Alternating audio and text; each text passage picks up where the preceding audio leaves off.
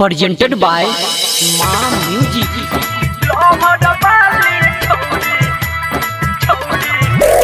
DJ Om Shankar परसा हरबिंदा झूठो के मैया पड़ै छौ के मैया देखाबै छौ सबके ई खेल गे मां कराई दी है फेल गे। झूठो के मैया पड़ै छौ के मैया देखाबै छौ सबके ई खेल गे मां कराई दी है फेल गे। लभर वाली छौरी सबके मैया तू कराई दी है फेल गे। लभर वाली छौरी सबके मैया तू कराई दी है फेल गे।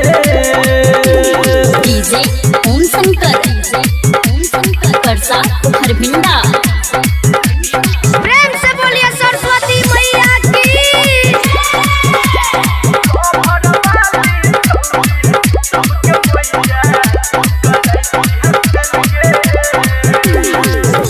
ऊपर से पूजा तोरा कर छौ के मैया दिलवा में देखही ओकरा पड़ल छै के छैया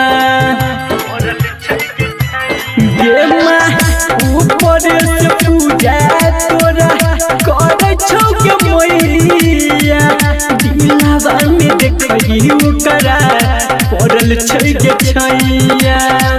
स्कूल कोचिंग कलहा होई त बेकार गे फेल होई जत तब सोचे संसार गे फेल होई जेतै तब सुजतै संसार गे। करम के अपना नीचा गिराई के करे के झमेल गे मां कराई दी है फेल गे। लभर वाली छौरी सबके मैया तू कराई दी है फेल गे। लभर वाली छौरी सबके मैया तू कराई दी है फेल गे।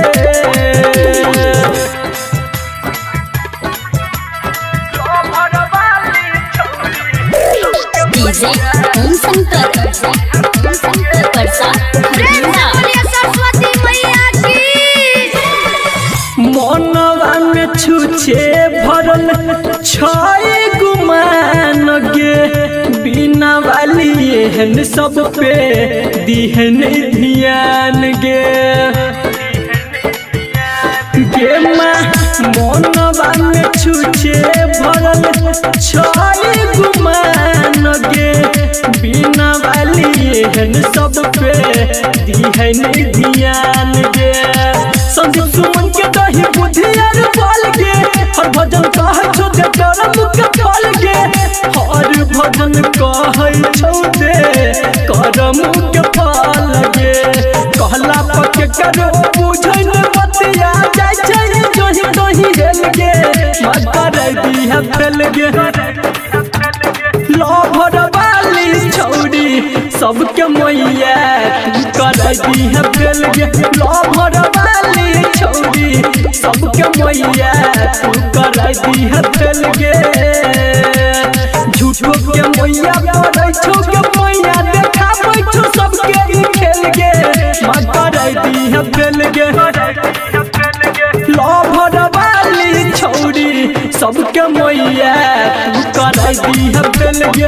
लभर वाली छौरी सबके मैया तू कराई दी है फेल गे। Presented by Ma Music.